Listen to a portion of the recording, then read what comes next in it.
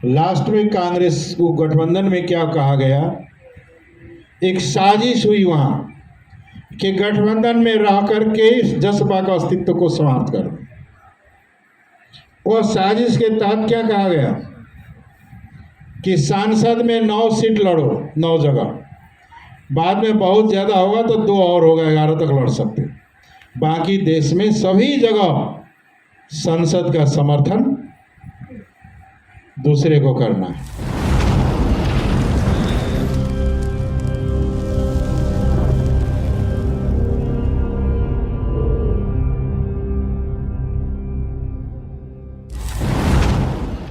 प्रदेश सभा में जहां हमारे साथ जीता हुआ करीब 29 थे ना, 30 प्रत्यक्ष से, वहां 21 ठोस है जो हम लोगों के भाग। अब 21 साल प्रदेश सभा में लड़ते देश भर में, यही तो नहीं देश भर में, और 9 ठो ही अगर हम लोग संसद में लड़ते तो क्या हाल होता।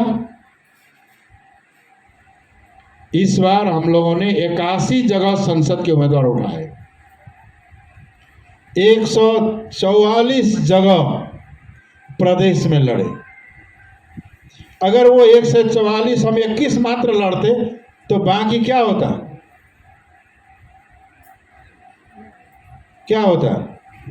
पार्टी का स्थिति क्या होता, तहस नहस हो गया रहता कि नहीं रहता।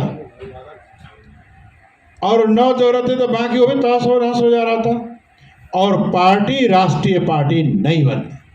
ओली के बालकोट में लोसपा बैठा हुआ था, वो वहां से खिसक करके बालवाटार घुस गया शेर बहादुर के साथ। और आज क्या हुआ, वो पार्टी अब अस्तित्व के लिए ही संकट है। राष्ट्रीय पार्टी ना बन सकी, ना चुनाव जिता सका।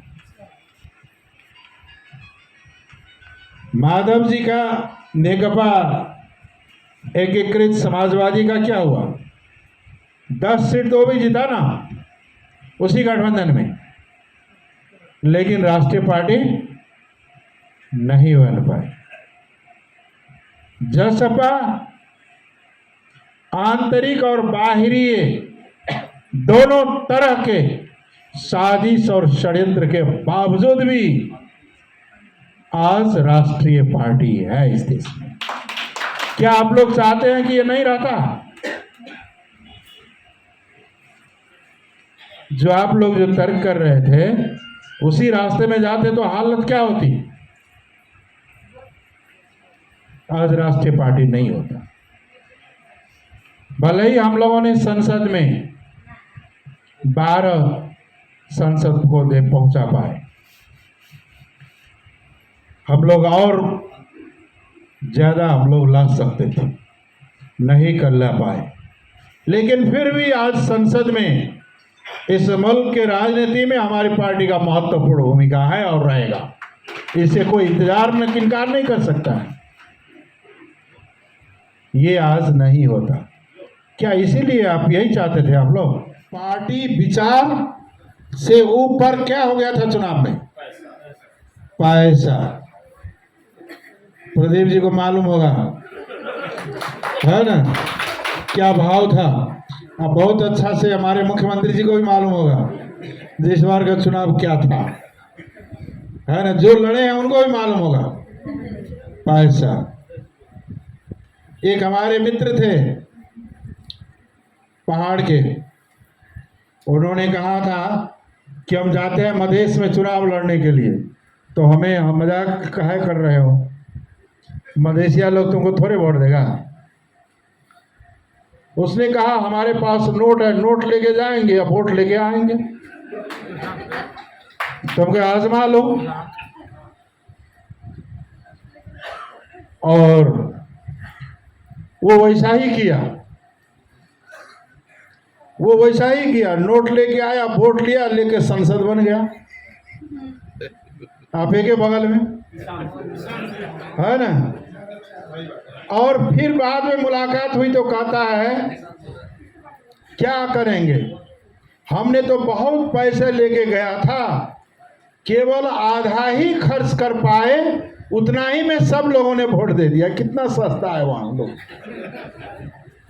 ये अपमानजनक बात नहीं है?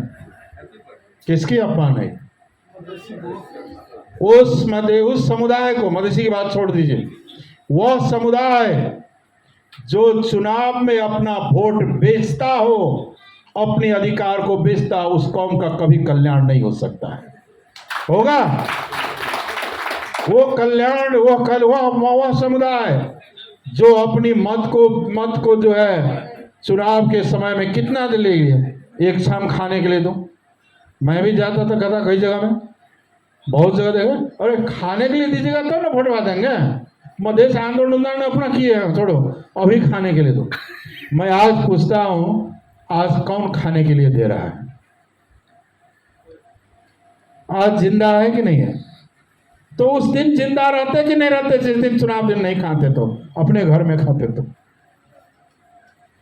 जो समुदाय अपना मत, अपना अधिकार बेचता हो, उस समुदाय को दूसरे देश के, दूसरे मुल्क के दूसरे लोग भी सम्मान के नजर से नहीं देखता है, और उसे स्वाधीनता और स्वराज और आत्मसम्मान पूर्ण जीने का कैसे रास्ता मिलेगा? यह बहुत ही खराब और खतरनाक है। जात, कास्ट के आधार पर वोटिंग होना का अर्थ क्या है? हमारे कास्ट का कोई गलत तत्व है, हानिकारक तत्व है, देशद्रोही है, समाज विरोधी है, मधेश विरोधी है, उसको भी हमने अपना कास्ट के नाम पे जिताया, तो बर्बाद कौन होगा? यानी वहां व्यक्तित्व का, वहां योग्यता, क्षमता और चरित्र का कोई मूल्यांकन नहीं हुआ, वो हमारे कास्ट से है कि नहीं है। ये कास्टिज्म कैंसर से भी खतरनाक चीज है। आज संघीयता को खारिज करने वाला, क्या बोलते हैं, समावेशिता को खारिज करने वाला, धर्मनिरपेक्षता का खारिज करने वाला 2/3 बहुमत आज पार्लियामेंट में है। 2/3 बहुमत हमारी जो अधिकार है उसको समाप्त करने वाला पार्लियामेंट में गरज रहा है 2/3 बहुमत के साथ। पिछले 30 साल से, पंचायत काल से अभी तक में सबसे ज्यादा कम, सबसे कम कहिए ना, मधेसियों का प्रतिनिधित्व इसी बार हुआ है संसद में। 165 चुनाव क्षेत्र में 27 ठो मधेसी जीता है, सभी पार्टी मिलाकर। कितना प्रतिशत हुआ?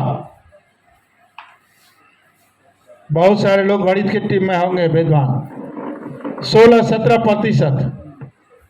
इससे पहले संविधान सभा में 34% थी। वहां ना लोग जात को देखा, न पैसा को देखा, केवल देखा तो मधेश को देखा।